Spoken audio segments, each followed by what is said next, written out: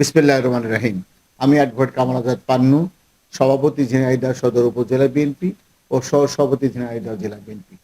আমি আমার ব্যক্তিগত পক্ষ থেকে এবং বিএনপি পরিবারের পক্ষ থেকে ঝিনাইদহবাসী সবাইকে জানাচ্ছি ঈদ উল ফিতরের শুভেচ্ছা, ঈদ মোবারক। আপনারা সবাই জানেন যে বিগত ১৭ বছর, ১৬.৫ বছর স্বৈরাচারী শেখ হাসিনার অত্যাচারে পিষ্ট হয়ে বাংলাদেশের মানুষ মুক্ত বাতাসে স্বাধীনভাবে তার মত প্রকাশ করতে পারে নাই। ঈদ বলেন, রোজা বলেন, ধর্মীয় উৎসব বলেন, ব্যক্তিগত পারিবারিক অনুষ্ঠানই বলেন, কোনো কিছু সুন্দরভাবে পালন করতে পারে নাই, বাড়িতে ঠিকমতো থাকতে পারে নাই। আল্লাহর অশেষ রহমতে ৫ই আগস্টের এই রক্তক্ষয়ী এই পরিবর্তনের পরে আজকে আমরা স্বাধীনভাবে ১৭ বছর পরে বাংলার জমিনে আমরা ঈদ উল ফিতর নামাজ পড়ব এবং আমরা ঈদ উল ফিতর পালন করব।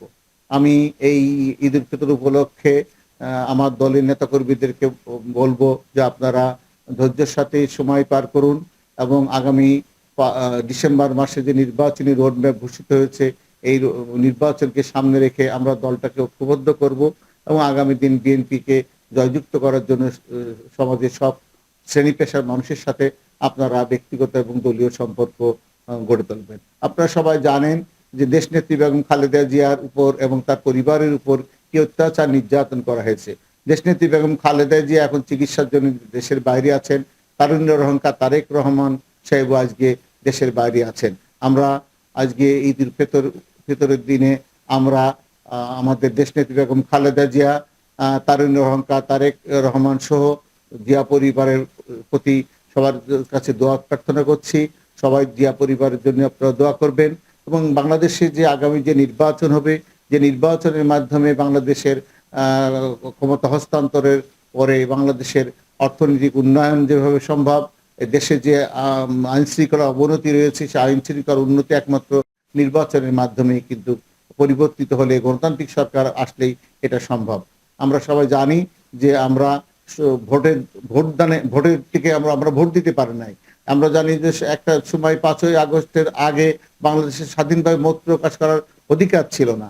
আমরা প্রত্যাশা করছি যে আগামী নির্বাচনের মাধ্যমে বাংলাদেশে স্বাধীনভাবে মত প্রকাশের অধিকার থাকবে এবং গণতান্ত্রিক সরকার প্রতিষ্ঠিত হবে এবং দেশনায়ক তারেক রহমানের নেতৃত্বে যেভাবে বিএনপি আজকে ঐক্যবদ্ধভাবে দল গঠন চলছে, আমি মনে করি যে আগামী দিনেও দেশনায়ক তারেক রহমান এবং আমাদের বিএনপির চেয়ারপারসন খালেদা জিয়ার নেতৃত্বে আগামী দিন বাংলাদেশে নতুন করে দেশ পরিচালিত হবে এবং এই দেশের স্বাধীনতা, সার্বভৌমত্ব, গণতন্ত্র পুনরুদ্ধার হবে।